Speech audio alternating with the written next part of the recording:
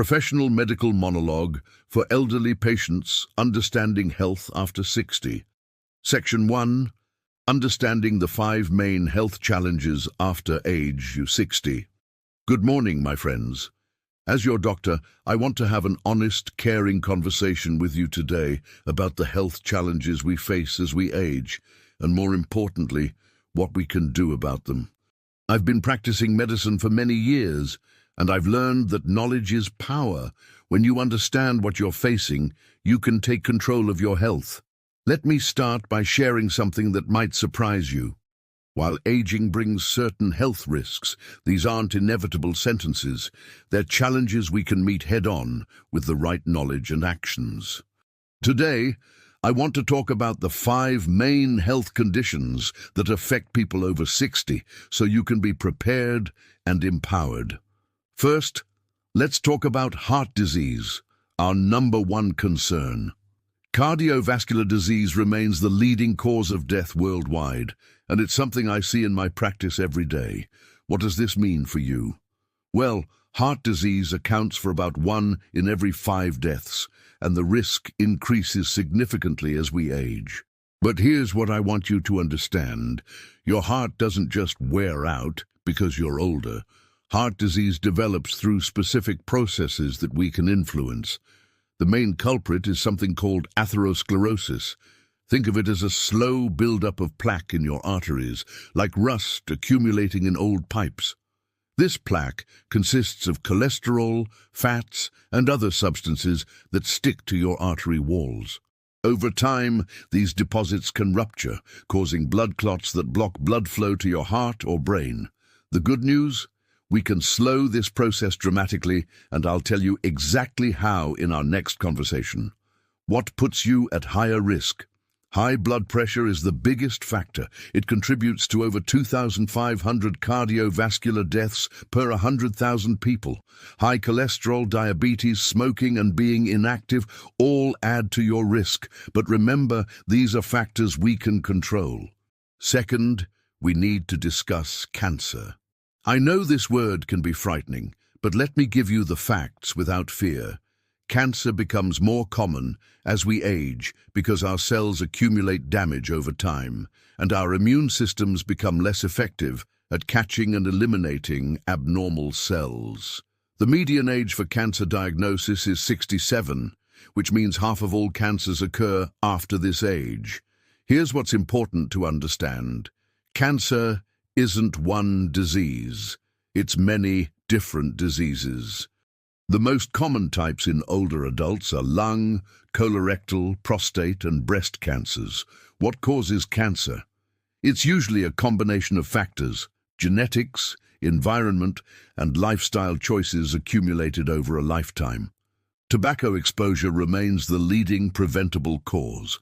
But here's encouraging news. Cancer death rates have decreased by 27.5% since 2000. This means we're getting better at preventing, detecting, and treating cancer. Many cancers, when caught early, are highly treatable or even curable. Third, let's address stroke. A stroke happens when blood flow to part of your brain is interrupted, either by a blockage in an artery or bleeding in the brain. Think of your brain like a complex computer that needs constant oxygen and nutrients. When that supply is cut off, brain cells begin to die within minutes.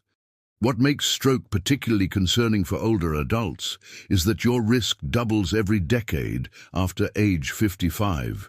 High blood pressure is again the primary risk factor contributing to most strokes. But stroke is largely preventable. About 80% of strokes can be prevented through lifestyle changes and proper medical care. The key is recognizing the warning signs. Remember the acronym FAST: face drooping, arm weakness, speech difficulty, time to call emergency services. Quick treatment can minimize brain damage and save lives. Fourth, we have chronic respiratory diseases, particularly COPD. COPD stands for chronic obstructive pulmonary disease, and it's primarily caused by long-term exposure to irritating gases or particles, most commonly cigarette smoke. COPD makes it progressively harder to breathe because it damages the air sacs in your lungs and narrows the airways. About 85% of COPD deaths occur in people over 65. The disease develops slowly, often taking decades to become noticeable. You might first notice getting winded more easily when climbing stairs or walking uphill. Later, you might develop a chronic cough or find yourself wheezing. The tragedy of COPD is that it's largely preventable. Smoking causes over 70% of COPD cases in developed countries. But even if you've smoked in the past, your lungs can still benefit significantly from quitting. It's never too late. Finally, let's discuss diabetes. Diabetes occurs when your body either doesn't make enough insulin or can't use insulin effectively. Insulin is like a key that allows sugar from your blood to enter your cells for energy. Without proper insulin function, sugar builds up in your blood, causing damage throughout your body. Type 2 diabetes, which accounts for about 95% of all diabetes cases, often develops gradually in older adults. Your risk increases with age because your body becomes less sensitive to insulin over time. Currently, about 29% of people in their 60s and 32% of people over 70 have diabetes. What makes diabetes particularly dangerous is that it accelerates the development of other conditions we've discussed: heart disease, stroke, and even certain cancers. High blood sugar damages blood vessels throughout your body, affecting your heart, brain, kidneys, eyes, and feet. Now, before you feel overwhelmed, let me share the most important message. These conditions share common risk factors, which means the same healthy choices can help prevent multiple diseases simultaneously.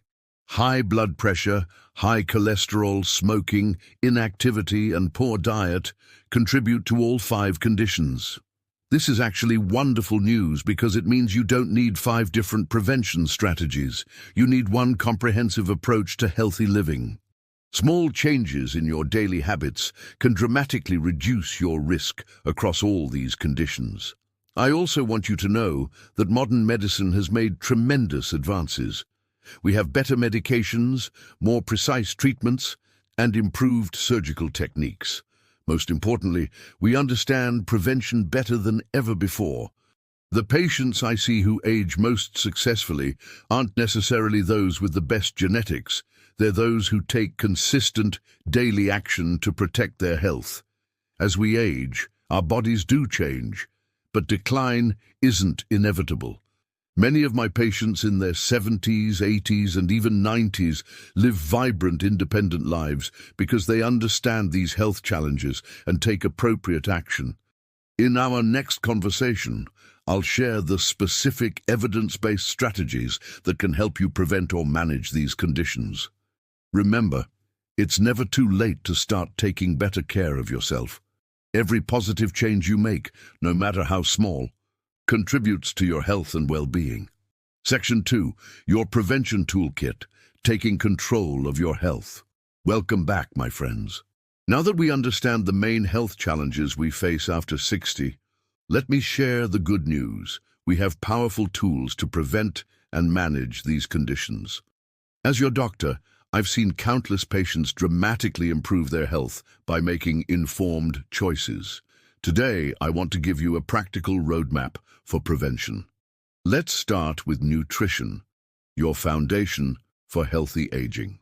I often tell my patients that food is medicine, and this becomes even more true as we age. The 2 eating patterns with the strongest scientific support are the Mediterranean diet and the DASH diet. The Mediterranean diet isn't complicated. It's based on how people in Mediterranean countries have eaten for centuries. Think of meals built around fruits, vegetables, whole grains, beans, nuts, and olive oil. Include fish twice a week, eat poultry in moderation, and limit red meat to occasional treats. This isn't about restriction, it's about abundance of healthy, delicious foods. Why does this work so well? The Mediterranean diet reduces inflammation throughout your body, helps remove excess cholesterol from your arteries, and provides antioxidants that protect your cells from damage. Studies show it can reduce your risk of heart disease, stroke, certain cancers, and even cognitive decline. The DASH diet, which stands for Dietary Approaches to Stop Hypertension, is specifically designed to lower blood pressure. It emphasizes fruits, vegetables, whole grains, and low-fat dairy while limiting sodium. For most adults over 65, I recommend keeping sodium under 2,300 milligrams daily, ideally under 1,500 milligrams if you have high blood pressure. Here's a practical tip. Instead of adding salt at the table, experiment with herbs and spices. Garlic, rosemary, oregano, and turmeric not only add flavor, but also provide health benefits. And remember, as we age, we need adequate protein. Aim for about 1.2 to 1.6 grams per kilogram of body weight to maintain muscle mass. Now let's talk about physical activity, your secret weapon against aging. I know some of you might think, "Doctor, I'm too old to start exercising." Let me stop you right there. It's never too late to start, and the benefits begin almost immediately. The current guidelines recommend 150 minutes of moderate activity per week. That's just 30 minutes, 5 days a week. Moderate activity means you can still have a conversation while doing it. This could be brisk walking, water aerobics, or cycling on level ground. If you prefer more vigorous activity, 75 minutes per week is sufficient, but cardiovascular exercise isn't enough. You also need strength training at least twice a week. Don't worry, this doesn't mean lifting heavy weights at a gym. Resistance bands, light weights, or even exercises using your body weight can maintain and build muscle strength. Strong muscles protect your joints, improve your balance, and help prevent falls. Balance exercises are crucial and often overlooked. Simple activities like standing on one foot, heel-to-toe walking, or Tai Chi can reduce your fall risk by up to 30%. Falls are a serious concern as we age, so spending a few minutes daily on balance exercises is an excellent investment. If you haven't been active, start slowly. Begin with 5 to 10 minutes of activity and gradually increase. Your body will adapt, and you'll be surprised how quickly you feel stronger and more energetic. Let's discuss monitoring your vital numbers. Just as you might check your car's oil level, you need to keep track of certain health markers. These numbers tell us how well your body is functioning and help us catch problems early. Blood pressure is the most important number to monitor. The new guidelines classify blood pressure differently than in the past. We now consider anything over 140/90 as high blood pressure, but for many older adults, we aim for targets between 120–129 systolic if you're healthy and can tolerate it. Home blood pressure monitoring is often more accurate than office readings because it eliminates white coat syndrome, the stress of being in a medical setting. Take readings at the same time daily, ideally in the morning, and keep a log to share with me. Cholesterol screening should happen regularly. We look at several numbers: total cholesterol, LDL, bad cholesterol, HDL, good cholesterol, and triglycerides. For most adults over 65, we calculate your 10-year risk of cardiovascular disease to determine if you need cholesterol-lowering medication. Blood sugar monitoring is crucial, especially if you have diabetes risk factors. We screen with a simple blood test called hemoglobin A1C, which shows your average blood sugar over the past 3 months. For healthy older adults, we aim for an A1C under 7.5%, but we individualize targets based on your overall health. Smoking cessation deserves special attention. If you smoke, quitting is the single most important thing you can do for your health, even if you're in your 70s or 80s. I've had patients tell me, "Doctor, the damage is already done." That's simply not true. Your lungs begin healing within days of quitting, and your risk of heart attack drops significantly within a year. Only about 5% of older adults successfully quit smoking without help, but with proper support, success rates improve dramatically. We have excellent tools: nicotine replacement therapy, prescription medications, counseling, and support groups. Don't try to quit alone. Let us help you. Vaccinations are your immune system's best friends. As we age, our immune systems become less robust, making us more vulnerable to infections, but vaccines can help bridge this gap. For adults over 65, I recommend annual flu vaccines, preferably the high-dose version designed specifically for older adults. You should also receive pneumococcal vaccines to prevent pneumonia, which can be life-threatening in older adults. If you haven't had COVID-19 vaccines or boosters, we should discuss appropriate timing. The shingles vaccine is important for adults over 50. Shingles becomes more common and severe with age, and the vaccine is highly effective at preventing this painful condition. Regular checkups and screenings save lives. I understand that frequent medical appointments can feel burdensome, but screening tests catch problems when they're most treatable. Cancer screening guidelines are individualized based on your age, health status, and life expectancy. For most adults, we continue mammograms and colonoscopies into the mid-70s, depending on your overall health. The key is balancing the benefits of early detection against the risks and discomfort of testing. We also screen for conditions that might not cause obvious symptoms, like bone density for osteoporosis, eye exams for glaucoma, and cognitive assessments for early signs of dementia. Now, finally, let me address medication management. Many of my older patients take multiple medications, and managing them properly is crucial for your safety and health. Bring all your medications, including over-the-counter drugs and supplements, to every appointment. We need to check for interactions and ensure each medication is still necessary.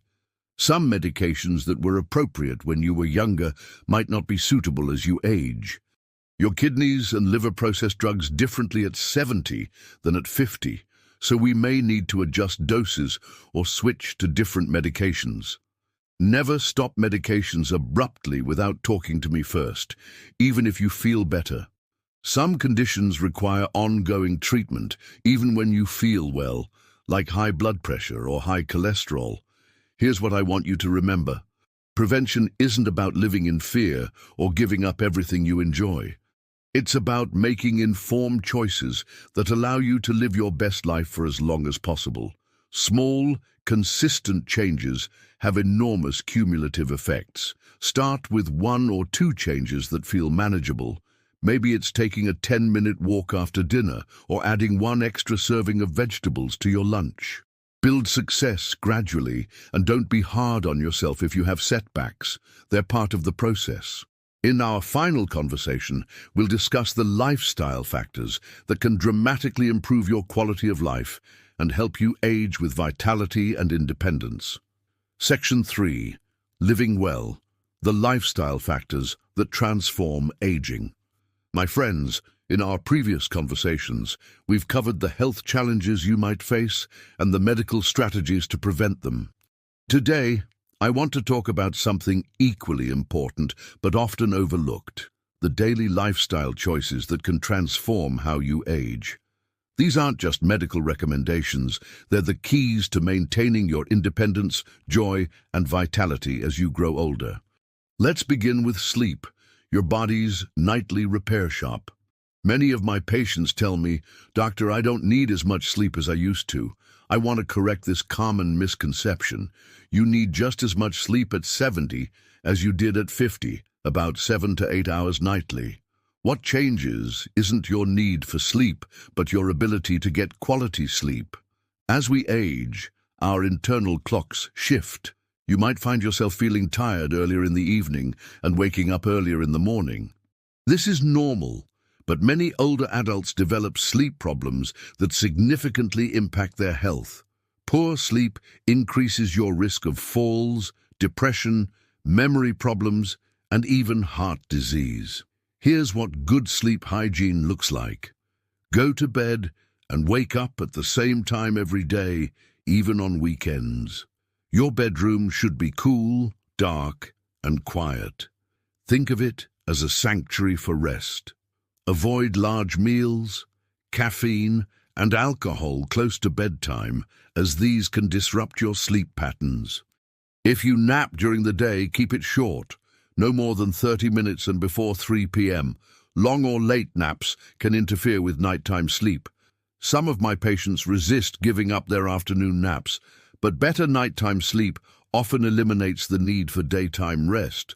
Sleep disorders become more common with age. Sleep apnea, where breathing repeatedly stops during sleep, affects many older adults and significantly increases the risk of stroke and heart problems. If you snore loudly, feel tired despite sleeping, or your partner notices you stop breathing during sleep, please discuss this with me. Restless leg syndrome, insomnia, and acting out dreams are other sleep issues I commonly see in older patients. The good news is that most sleep problems are treatable. Cognitive behavioral therapy for insomnia is often more effective than sleeping pills and doesn't carry the risks of falls or cognitive impairment that some medications can cause. Now, let's talk about stress, the silent health thief. Chronic stress is particularly harmful as we age because our bodies don't recover from stress as quickly as they once did. Your cortisol levels, the stress hormone, stay elevated longer and have more damaging effects on your immune system, blood pressure, and cognitive function. What causes stress in older adults? Often, it's concerns about health, finances, loss of independence, or grief from losing friends and family members. These are real and valid concerns, but how we cope with them makes all the difference. I've observed that my patients who age most successfully have developed effective coping strategies. Some use mindfulness and meditation. Just 10 to 15 minutes daily can significantly reduce stress hormones and improve your sense of well-being. You don't need special equipment or training. Simple breathing exercises or guided meditations available on smartphones can be very effective. Others find meaning-based coping helpful, reframing challenges as opportunities for growth, or focusing on values and purposes that give life meaning. Volunteering, mentoring younger people, or engaging in spiritual practices can provide this sense of purpose and reduce stress. Physical activity, which we discussed earlier, is also one of the most effective stress reducers available. When you exercise, your body releases endorphins, natural mood elevators that help counteract stress hormones. Social connections are perhaps the most powerful predictor of healthy aging. This might surprise you, but having strong social relationships increases your odds of survival by approximately 50%. That's equivalent to the health benefit of quitting smoking, or more significant than losing weight or exercising. Loneliness and social isolation affect about 25% of older adults, and the health consequences are severe. Social isolation has been compared to smoking 15 cigarettes a day in terms of its impact on your health. It increases inflammation, raises blood pressure, and accelerates cognitive decline. But it's not just about having people around, it's about having meaningful connections. Quality matters more than quantity. One close friend or family member who truly cares about you is more valuable than a dozen superficial acquaintances. How do you build and maintain social connections? Stay involved in activities you enjoy, whether that's religious services, community groups, hobby clubs, or volunteer organizations. Technology can help too. Many of my patients have reconnected with old friends through video calls or social media. If you're dealing with hearing loss, please address it. Untreated hearing loss significantly contributes to social isolation because it makes conversations difficult and tiring. Modern hearing aids are much better than they used to be, and some are nearly invisible. Consider adopting a pet if your living situation allows it. Pets provide companionship, encourage physical activity, and give you a sense of purpose. Dog owners, in particular, tend to be more physically active and socially connected because of their daily walks and interactions with other pet owners. Fighting the sedentary lifestyle is crucial for healthy aging. Our modern lives make it easy to spend most of our day sitting, watching television, reading, using computers, or riding in cars. But prolonged sitting is increasingly recognized as an independent risk factor for disease, separate from exercise. Think about it this way. Even if you exercise for 30 minutes daily, if you spend the remaining 15+ waking hours sitting, you're still leading a sedentary lifestyle. The solution isn't just formal exercise. It's incorporating more movement throughout your day. Set a timer to remind yourself to stand and move for a few minutes every hour. Take phone calls while standing or walking. Park farther away from store entrances. Take stairs instead of elevators when possible. These small changes add up to significant health benefits. Gardening is an excellent activity for older adults. It combines physical activity, time outdoors, and a sense of accomplishment. Household tasks like cleaning, cooking, and yard work also count as physical activity and help maintain your independence. Mental health is just as important as physical health. Depression and anxiety are not normal parts of aging, yet they're often overlooked or dismissed in older adults. About 14% of adults over 60 live with a mental health disorder, but up to 63% don't receive the help they need. Depression in older adults often looks different than in younger people. Instead of obvious sadness, you might experience fatigue, loss of interest in activities you once enjoyed, sleep problems, or unexplained aches and pains. Anxiety might manifest as excessive worry about health, finances, or safety. The good news is that mental health treatment is very effective in older adults. Therapy, particularly cognitive behavioral therapy, works just as well for older adults as younger ones. Medications can be helpful too, though we're careful about drug interactions and side effects. Don't hesitate to seek help if you're struggling emotionally. Mental health treatment isn't a sign of weakness. It's a sign of wisdom and self-care. Many of my patients say therapy gave them tools to cope with life's challenges that they wish they'd learned decades earlier. Cognitive engagement keeps your mind sharp. Your brain needs exercise just like your muscles do. Challenge yourself intellectually through reading, puzzles, learning new skills, or engaging in complex discussions.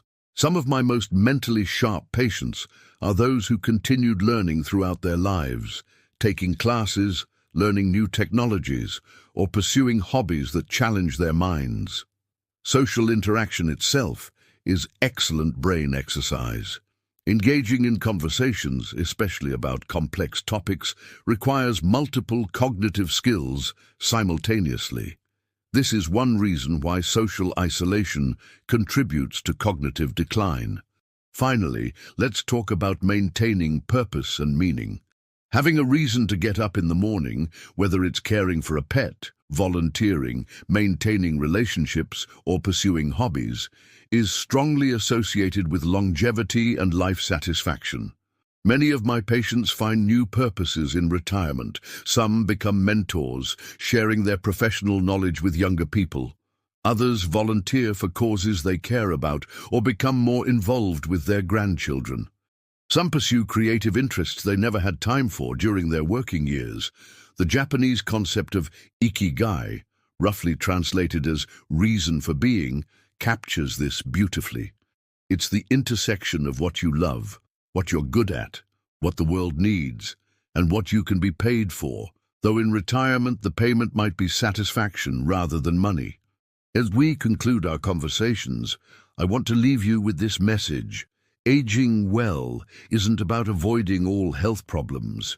It's about maintaining the highest possible quality of life, despite the challenges that come with getting older. Every positive choice you make, every healthy habit you develop, contributes to this goal. You have more control over how you age than you might think. Genetics play a role, But lifestyle choices, the foods you eat, how you move your body, how you manage stress, the relationships you nurture, and the activities that give your life meaning, these have enormous influence on your health and happiness. Start where you are, with what you can do today. Small, consistent changes create remarkable transformations over time. Remember, it's never too late to start taking better care of yourself, and every effort you make is an investment in your future well-being. I'm here to support you in this journey. Together, we can help you age not just with more years in your life, but with more life in your years.